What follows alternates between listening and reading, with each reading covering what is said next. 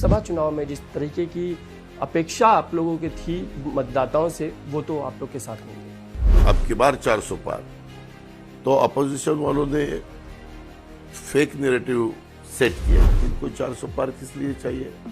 संविधान बदलना है, रिजर्वेशन जाने वाला है, जो भी आपके स्कीम है वो सब बंद होने वाले हैं। इसीलिए शेड्यूल कास्ट के जो वोटर है वो भी थोड़े से डरे, और माइनॉरिटी ये भी थोड़ी सी डरी कि ये वापस आने के बाद अपने को तकलीफ होगी। वक्फ बोर्ड की जमीनों में जो नए नियम लाई जा रही है केंद्र की सरकार, माइनॉरिटी उससे भी डिस्टर्ब है।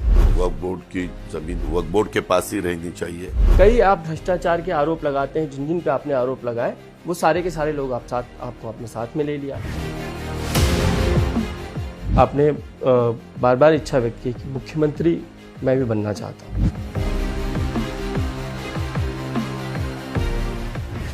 महाराष्ट्र में विधानसभा चुनाव का बिगुल बज चुका है। हर कोई अपनी यात्रा लेकर लोगों के बीच है। इस वक्त हम महाराष्ट्र के उप मुख्यमंत्री और साथ ही राष्ट्रवादी कांग्रेस के राष्ट्रीय अध्यक्ष अजित पवार के साथ हैं। लगातार उनकी भी जन सम्मान यात्रा हर उस व्यक्ति के पास पहुंचने की कोशिश कर रही है जिस तक योजनाएं जो बजट के मार्फत रखी गई हैं वो ले जानी है। हमारे साथ अजित दादा पवार। अजित दादा जी, आपका इंडिया टीवी बहुत बहुत स्वागत है। समीर जी नमस्ते। दादा, जिस तरीके से हम आपकी सभाएं देख रहे हैं, जन सम्मान यात्रा आप लेके निकले हैं, 39 विधानसभा क्षेत्र में लगभग आप पहले दौर में पहुंचना की कोशिश है आपकी। किस तरह का रिस्पांस आपको मिल रहा है? क्या आपको लगता है कि चुनाव में कितना कुछ इस जन सम्मान यात्रा का फायदा पहुंचेगा? हमने शुरुआत, आज तीसरा दिन है, 2 दिन हो गए हैं। अलग अलग एरिया में हम ज़्यादा नहीं, ज़्यादा से ज़्यादा पूरे दिन 2 कॉन्स्टिट्यूंसी में हम जाना चाहते हैं, और वहाँ जाके हमारे महिलाएं हमें मिलती है, बाकी लोग मिलते हैं। और मेरा जन सम्मान यात्रा के बारे में हमने ये यात्रा क्यों निकाली, उसका कारण क्या है, उसमें हमने इस बजट में क्या क्या नई योजनाएं युवा युवतियों को दी है, फार्मर्स को दी है, अपने महिलाओं को दी है, वो ठीक तरह से समझाने की मेरी कोशिश रहती है। अपोजिशन वाले हमारे ऊपर आरोप करते हैं कि ये योजना खाली चुनावी जुमला है, उनको जो कहना है वो कहते हैं, और ये ज़्यादा दिन आगे चलने वाली नहीं है। लेकिन मैं आपके माध्यम से पूरे महाराष्ट्र के महिलाओं को बताना चाहता हूँ, महाराष्ट्र के लोगों को बताना चाहता हूँ कि मैं 10 बार ये महाराष्ट्र जैसे स्टेट का बजट पेश किया है। मुझे उसके बारे में मालूमात है, और हम ये पेश करते वक्त साल भर अपने बजट में क्या क्या खर्चा अपने को करना पड़ेगा, तो उसमें सैलरी आती है, उसमें पेंशन आता है, उसमें पहले टॉप प्रायोरिटीज को देनी पड़ती है। जो लोन आज तक महाराष्ट्र गवर्नमेंट ने, जिनका भी गवर्नमेंट था, उन्होंने उठाया, उसका रिपेमेंट रहता है। और ये 3 छोड़ के फिर बाकी का पैसा आप डेवलपमेंट के लिए यूज कर सकते हैं। कौन चेहरा हो सकता है? और ये जो ऐसी स्कीम रहती है गरीब लोगों के लिए, मैं आपको आपके माध्यम से समीर जी बताना चाहता हूं कि ये गरीबों के लिए स्कीम है, जिनका साल भर का इनकम 2,50,000 है, उसके अंदर है, उनके लिए ये स्कीम है। और महिलाओं का रिस्पांस बहुत अच्छा है। हम जुलाई से ये स्कीम शुरू की है, उसके लिए टोटल साल भर में 46,000 करोड़ लगने वाले, लेकिन बजट के 3 महीने तो खत्म हुए, अप्रैल मई जून, अभी 9 महीने बाकी है। जो फाइनेंशियल ईयर रहता है उसके बारे में मैं बोल रहा हूँ। और फिर उसके लिए मैंने 35,000 करोड़ रुपए की तरतूद की है, और ये हम औरतों को, लेडीज बहनों को देना चाहते हैं। लाड़की बहना उसका नाम है, मराठी में महाराष्ट्र मुख्यमंत्री माझी लाड़की बहन योजना, ऐसा उसका नाम है। और बाकी भी योजनाएं हम फार्मर्स के लिए बिजली माफी की 7.5 हॉर्स पावर तक ऐसे अनेक योजना हमने लाई है। और मुझे मालूम है कि महाराष्ट्र का हर साल जो जीएसटी है, वन नेशन वन टैक्स, हम लाया है, केंद्र सेंट्रल ने लाया है, सभी स्टेट के लिए वो लागू किया है। तो उसमें हमें 30,000 to 40,000 करोड़ रुपए हर साल ज़्यादा टैक्स मिल रहा है। और बाकी भी हमारे एक्साइज वो भी टैक्स बढ़ता है, फिर इनका उसमें से भी ज़्यादा पैसा हमें मिलता है। और ये रजिस्ट्रेशन जो आप करते हैं फ्लैट खरीदी करते वक्त या जमीन खरीदी बिक्री का व्यवहार के, उसमें से भी हमें टैक्स मिलता है। ऐसे टैक्सेस है। और गवर्नमेंट फाइनेंशियली उसमें ठीक तरह से नियोजन किया तो बहुत अच्छी तरह से हम आगे जा सकते हैं, ये मुझे पूरा विश्वास है। ये स्कीम आगे भी चालू रहेगी, उसमें कोई दो राय नहीं है। दादा, आप ये कहते हैं कि आप स्कीम आगे भी शुरू रखेंगे, लेकिन उसके लिए सरकार का दोबारा आना ज़रूरी है। क्या वो जो गणित, चुनावी गणित हम जिसे कहते हैं, लग रहा है कि मौजूदा स्थिति में वो बैठे कि लोकसभा चुनाव में जिस तरीके की अपेक्षा आप लोगों की थी मतदाताओं से, वो तो आप लोग के साथ नहीं रही। समीर जी, लोकसभा में टोटल 0.6% वोट उन अपोजिशन से हमें कम मिले, उससे ज्यादा नहीं मिले। तब हम जहां बैठे, ये नगर डिस्ट्रिक्ट है, शिर्डी है, नगर, नासिक, सोलापुर, पुणे, सातारा, ये जो बेल्ट है उसमें हमारे फार्मर्स प्याज बहुत लगाते हैं। और प्याज के बारे में दाम जो मिलना चाहिए था वो नहीं मिला। एक्सपोर्ट प्याज के लिए बंदी उन्होंने की थी। ऐसे जो प्रॉब्लम्स थे, इसीलिए हमारे सभी किसान नाराज थे, नंबर 1। नंबर 2, ये संविधान बदलने वाले अब की बार 400 पार, ये जो पहला सबने रखा कि हम इस चुनाव में अब की बार 400 पार, तो अपोजिशन वालों ने फेक नैरेटिव सेट किया। क्या किया? इनको 400 पार किस लिए चाहिए? संविधान बदलना है, रिजर्वेशन जाने वाला है, जो भी आपके स्कीम है वो सब बंद होने वाले हैं। इसीलिए शेड्यूल कास्ट के जो वोटर है वो भी थोड़े से डरे, ट्राइबल के भी लोग डरे कि शेड्यूल कास्ट का रिजर्वेशन जाएगा तो अपना ही जाएगा।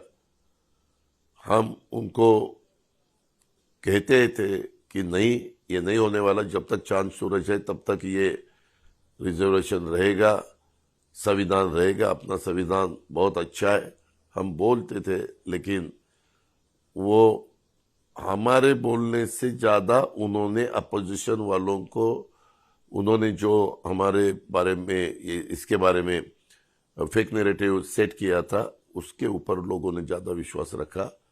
और माइनॉरिटी ये भी थोड़ी सी डरी कि ये वापस आने के बाद अपने को तकलीफ होगी क्या, ऐसा थोड़ा सा मुझे ऐसा लगता है, या ऐसा होगा ही ऐसा नहीं। इसीलिए ये जो सेक्टर है ये थोड़े नाराज हो गए। तो ये सब पकड़ के करीबन 35% vote schedule caste, schedule tribe, minority, ऐसे सब पकड़ के है। तो इस दफा हम उनको भी बोल रहे हैं कि अभी गवर्नमेंट आया तीसरी दफा सेंट्रल में, संविधान का हम रिस्पेक्ट करते हैं। जब शपथ विधि हुआ, प्राइम मिनिस्टर ने शपथ ली राष्ट्रपति भवन में, संविधान वहां रखा था, सबने शपथ ली। फिर कोई भी मीटिंग रहती है तो संविधान का रिस्पेक्ट, अभी हम महाराष्ट्र में संविधान भवन ये बनाने के लिए हमने डिसीजन लिया है। फिर जैसे संविधान भवन हम बनाना चाहते हैं, वैसे ही हमने इसके बारे में लोगों को बताया कि अभी जो उन्होंने गलत कहा और डर के मारे अपने वहां वोट दिया, ऐसा हमें लगता है, वो आपका अधिकार है, वोटर का अधिकार है, वो हम मराठी में उसको मतदार राजा बोलते हैं, उन्होंने उनका अधिकार जो भी था वो उन्होंने निभाया है। अभी हम उनको बता रहे हैं कि ऐसा कोई होने वाला नहीं है। हमारा काम कैसा चालू है आपने देखा है, हमने कितनी अच्छी अच्छी योजनाएं लाई है ये आपने देखी है। और हम इसी महीने में हमारी बहनों के लिए अगस्त और जुलाई के 3,000 रुपये भी देने वाले हैं। दादा, आप कह रहे हैं कि माइनॉरिटी डर गया आपसे, मतलब जो एजेंडा सेट किया गया, जो नैरेटिव सेट हुआ 400 का, उसके बाद संविधान बदल जाएगा। लेकिन अभी भी एक चीज़ जो है, वक्फ बोर्ड की ज़मीनों में जो नए नियम लाई जा रही है केंद्र की सरकार, माइनॉरिटी उससे भी डिस्टर्ब है। हम लगातार देख रहे हैं कि केंद्र में बैठे हुए जितने भी नेता हैं वो इस पे कह रहे हैं कि आप जो माइनॉरिटीज़ के खिलाफ है। आपने हमेशा एक बात कही है कि मैं इस सरकार में जब तक हूँ, नहीं, मैं सवाल मेरा ये है कि आपने हमेशा एक बात कही कि जब तक मैं इस सरकार में हूँ, यानी महायुति में हूँ, माइनॉरिटीज़ के हितों की रक्षा करना मेरा काम होगा। मैंने वैसा किया ही है। विशालगढ़ में जो हुआ तो पहले वहां मैं गया, वहां हमने सब मदद की। फिर कोई भी ऐसा इशू निकालता है, अभी हमने जैसे ओपन कैटेगरी के लिए सारथी बनवाया, बैकवर्ड क्लास के लिए हमने बार्टी बनवाया, ओबीसी के लिए हमने महाज्योति बनवाया। फिर हमने मातंग, बैकवर्ड क्लास में मातंग जो लोग हैं कम्युनिटी के, कास्ट के, उनके लिए हमने आरटी लाया। बहुत साल अपने ट्राइबल के लिए हमने टारटी लाया। और बहुत साल डिमांड थी कि माइनॉरिटी के लिए भी कुछ लाना चाहिए, तो 15 दिन पहले हमने उसके बारे में मार्टी लाया। हमने मौलाना आज़ाद कॉरपोरेशन जो है उसके लिए 1,000 करोड़ रुपया भाग भांडवल उसके लिए हमने तरतूद की। और उसके बाद गारंटी, गवर्नमेंट गारंटी, मौलाना आज़ाद कॉरपोरेशन जो है उसके लिए लोन लेने के लिए गवर्नमेंट की गारंटी देनी पड़ती है। तो पहले 30 करोड़ की गारंटी थी, अभी हमने 500 करोड़ की गारंटी का प्रावधान किया है। लेकिन दादा, आप ये कह रहे हैं इतने प्रावधान आप कर रहे हैं, लेकिन सवाल यही वहाँ उठता है जब वक्फ बोर्ड जो माइनॉरिटीज़ के लिए एक बेहद अहम मुद्दा है, क्योंकि जो ज़मीनें हैं उनसे उनके सामाजिक काम होते हैं, शैक्षणिक होते हैं और बाकी के काम होते हैं। अब जब वो ये सोचने लगे कि वक्फ बोर्ड के लिए ही अगर ज़मीनों पर अगर नया कानून आ रहा है तो उनकी ज़मीनें चली जाएंगी, तो ऐसे में वक्फ बोर्ड पे आप बतौर राष्ट्रीय अध्यक्ष एनसीपी के क्या राय रखते हैं? हम वक्फ बोर्ड की ज़मीन उनके पास ही रहनी चाहिए, वक्फ बोर्ड के पास ही रहनी चाहिए। महाराष्ट्र के बारे में हमने चर्चा की, हम माइनॉरिटी के साथ बैठे थे, डिपार्टमेंट के साथ, वक्फ बोर्ड के चेयरमैन थे, मैं था, अब्दुल सत्तार जी माइनॉरिटी अपने डिपार्टमेंट के प्रमुख थे, बाकी के बहुत से साथी थे, ऑफिसर्स थे। हमारा काम उसके बारे में वक्फ बोर्ड को सपोर्ट करना चालू है। बीच में वक्फ बोर्ड के कुछ लैंड किसी ने थोड़ा बहुत गड़बड़ करके हेरा फेरी ये हुआ है, ये फैक्ट है पिछले कुछ सालों से, वो नहीं होना चाहिए। वक्फ बोर्ड की लैंड वक्फ बोर्ड के पास ही रहनी चाहिए। मानते हैं कि वक्फ बोर्ड में कहीं ना कहीं अनियमितताएं, घपले, घोटाले हैं जमीनों को बीच में हुआ, उसके बारे में हमने महाराष्ट्र में मीटिंग ली, एक कमेटी की है, ACS रेवेन्यू, उनके अध्यक्षता से कमेटी की थी, देवरा तब थे, और उनको बताया था कि आप इंक्वायरी करो और आपका क्या कहना है समिति का वो हमारे सामने पेश करो। केंद्र तक आप अपनी बात ले जाएंगे, ये बात है? हम इंडिया हमारे समीर जी पूरी कोशिश सभी जगह होगी। मैं जैसा बोलता हूँ वैसा करता हूँ, ये पूरे महाराष्ट्र को पता है। हमारी कोशिश रहेगी, हम उसमें जरूर माइनॉरिटी का नुकसान नहीं होना चाहिए, इसके बारे में हम ज़्यादा से ज़्यादा ध्यान देंगे। अब जब इससे जुड़ा अगला सवाल एक आखिरी, कि अगर माइनॉरिटीज़ में इसको लेकर डर फिर पैदा हो रहा है कि अब चुनावी माहौल में फिर से, तो उस वक्त कहीं ना कहीं अगर भय तैयार होता है तो उसको आप किस तरीके से दूर करेंगे? नहीं, हम बात करेंगे एनडीए के साथ बात करेंगे कि ये क्या मामला है, इसमें कुछ माइनॉरिटी को डर लगता है, उसका कारण क्या है, तो वो बात करके उसका मुद्दा हटाना चाहिए, या किसी की गलत फहमी होती है तो वो गलत फहमी निकालनी चाहिए, ये सब ये करेंगे हम। दूसरा सवाल ये कि हम देख रहे हैं कि लोकसभा में ये सवाल इसलिए है हमें कि जब सुप्रिया सुले ये मुद्दा उठाते हैं कि कई आप भ्रष्टाचार के आरोप लगाते हैं, जिन जिन पे आपने आरोप लगाए वो सारे के सारे लोग आपको अपने साथ में ले लिया, आप हमेशा ईडी सीबीआई का दर्द दिखाते हैं और पूरी तरीके से अपनी लॉन्ड्री में डाल के उसको साफ कर लेते हैं, वो आपका भी नाम फ्लोर पे ले लेती हैं। ये जो है ये नैरेटिव आगे भी आता है आपके विधानसभा में। ये देखो, उन अपोजिशन वालों ने जब क्या कहना है उनका अधिकार है, उसके बारे में मैं बिल्कुल कमेंट्स नहीं करना चाहता। समीर, मैं आपको बताता हूँ, इस दफ़ा मैंने शुरुआत की है, मैं अपोजिशन वालों के खिलाफ कुछ भी बोलने का मेरा इरादा नहीं है। हमारा काम, हमने जो विकास किया है उसके बारे में, और हमने जो नई योजनाएं हमारे सभी वर्गों को लिए लाई है उसके बारे में बोलना चाहता हूं, और बोलने वाला ही हूं। मैं सभी मीडिया को भी बताता हूं कि इन्होंने ये बताया, आपका क्या कहना है, इन्होंने ये कहा, आपका क्या कहना है। मुझे कुछ कहना नहीं है। ये हमारा ये डेवलपमेंट का बारे में लोगों का ध्यान दूसरी तरह डाइवर्ट करने के लिए ये ऐसे इशू बीच बीच में निकाले जाते हैं। उसमें मुझे नैरेटिव तो सेट होता है क्योंकि चीजें मीडिया के थ्रू वायरल होती हैं, सोशल मीडिया पे आती हैं, एक मिनट चर्चाएं शुरू होती हैं। एक मिनट 2009 या 10 में मेरे ऊपर एलिगेशन हुआ, तब मैं कहाँ काम करता था आपको मालूम है। तब वो बोलते थे दादा के ऊपर, अजित पवार के ऊपर एलिगेशन किया है। उसके बाद मैं सभी के साथ काम किया है, तो जो पहले मेरे ऊपर एलिगेशन करते थे उनके साथ भी काम किया, और अभी जो एलिगेशन करते हैं पहले उनके साथ भी काम किया। ये पॉलिटिक्स है।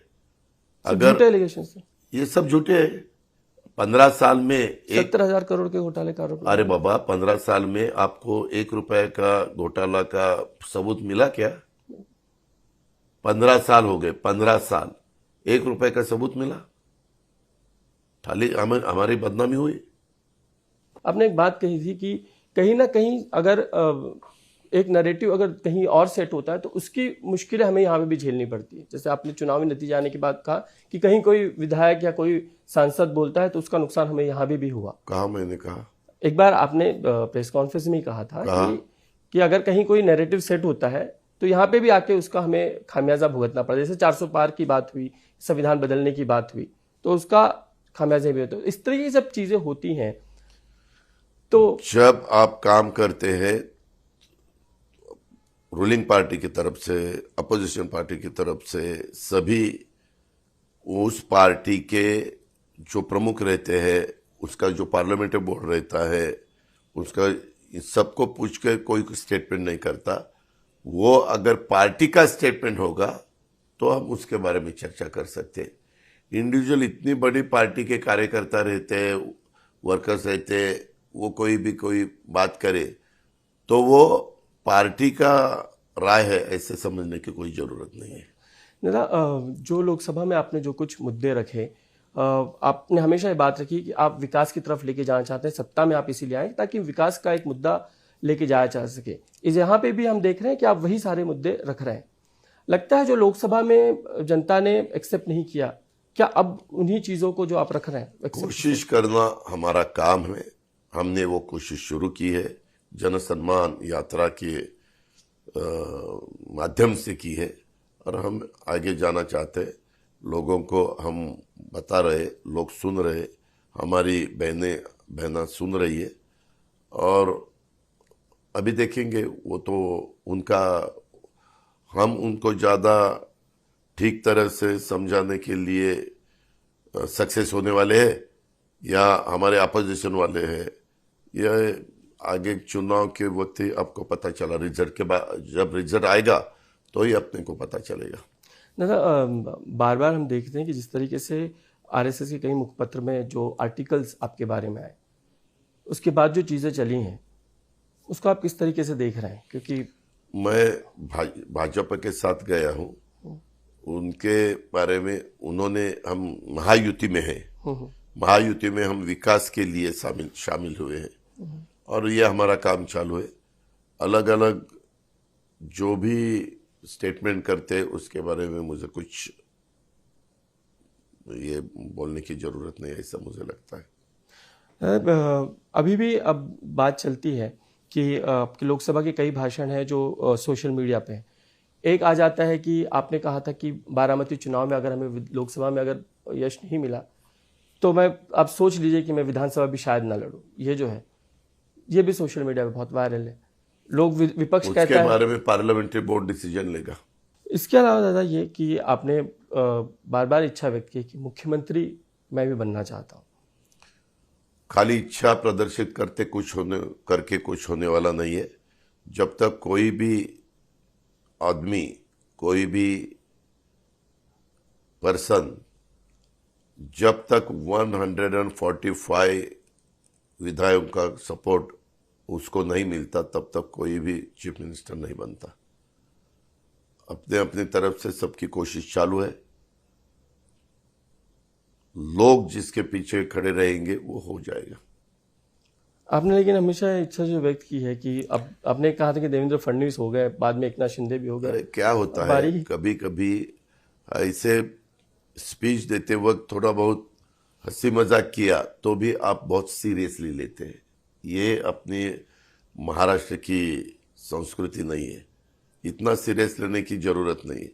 वो प्रोग्राम था चीफ मिनिस्टर के ऊपर जो पुस्तक प्रकाशन किया था उसके बारे में, और उसमें हंसी मजाक से मैंने वो स्टेटमेंट किया। उसमें इतना क्या सीरियस लेने की जरूरत है। अगला ये चुनाव, हम महायुति का जो चुनाव है उसका चेहरा कौन होगा? आपको लगता है कि कौन चेहरा हो सकता है?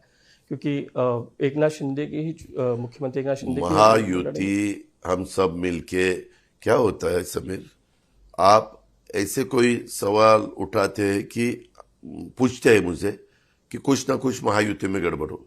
हम सब साथ है, हम देखेंगे, हम उसके बारे में सोचेंगे, वो हमारा अधिकार है, हमें अभी बताने की जरूरत नहीं है। नहीं, चर्चाएं चलती हैं लोगों हमें बताने की अभी जरूरत नहीं है, वो हमारा अधिकार है ना। जैसे सवाल करना आपका अधिकार है तो उसके बारे में जवाब देना भी मेरा अधिकार है।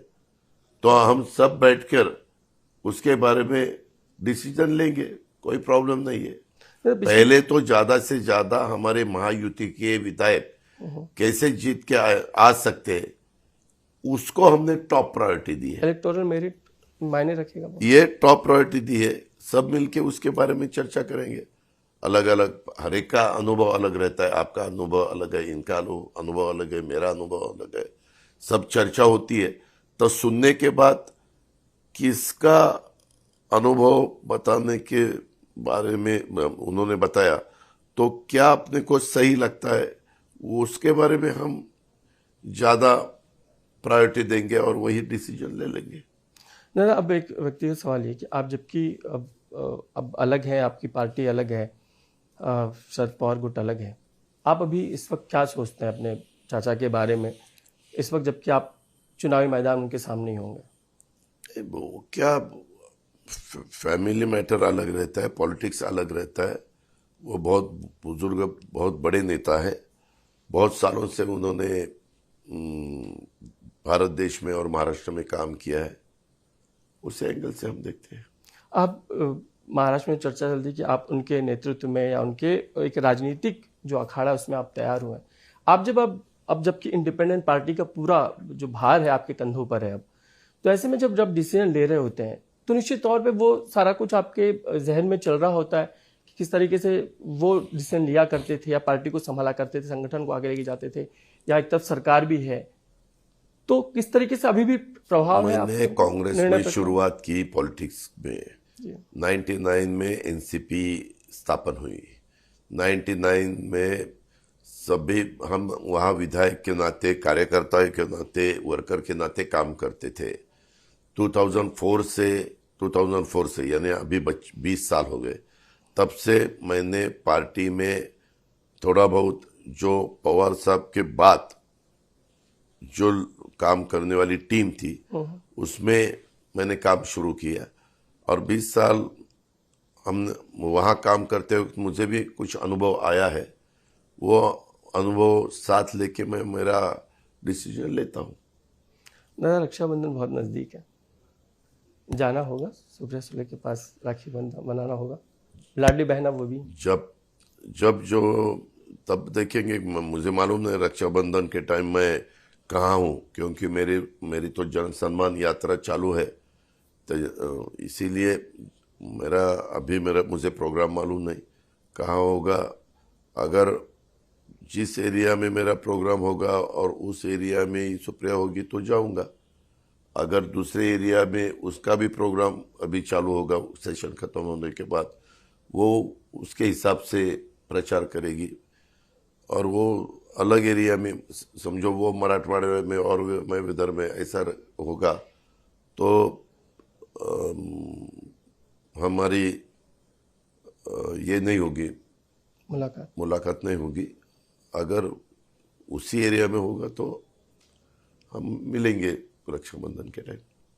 दादा, महायुति का फॉर्मूला आप क्या समझते हैं? पिछली बार ये हुआ, हमेशा चर्चा चली कि वक्त पर सीट शेयरिंग नहीं हो पाई, उम्मीदवार नहीं दिए गए, इसलिए बड़ा नुकसान हुआ। पहले जो हमारी तरफ से गलतियां होंगी वो सुधारने की हमारी कोशिश है और उसी हिसाब से हम आगे जा रहे हैं।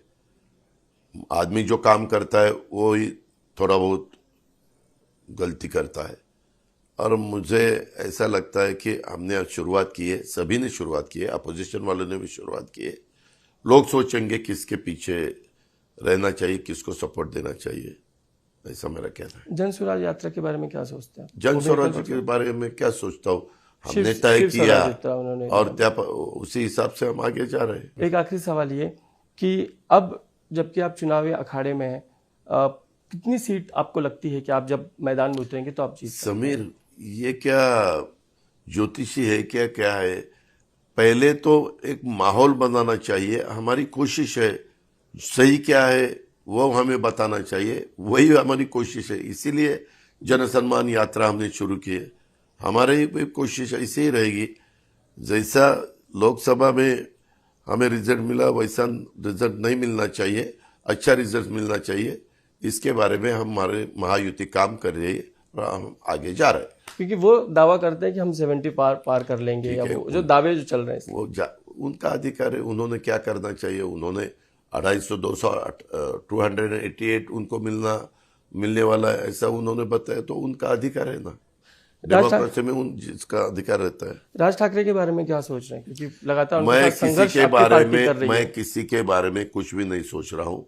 मेरा काम है, मैंने पहले ही आपको बताया, मैं विकास के बारे में, गरीब लोगों को ऊपर लाने के लिए और हमने जो डेवलपमेंट की है उसके बारे में भी मैं सोचता हूँ और वही मैं लोगों को बताता हूँ। निचले इस तरह का कार्यकर्ता आपका लड़ रहा है, लेकिन वहां पे तो संघर्ष जारी है। कुछ नहीं, हम उसमें से रास्ता निकालेंगे, आप फिक्र मत करो।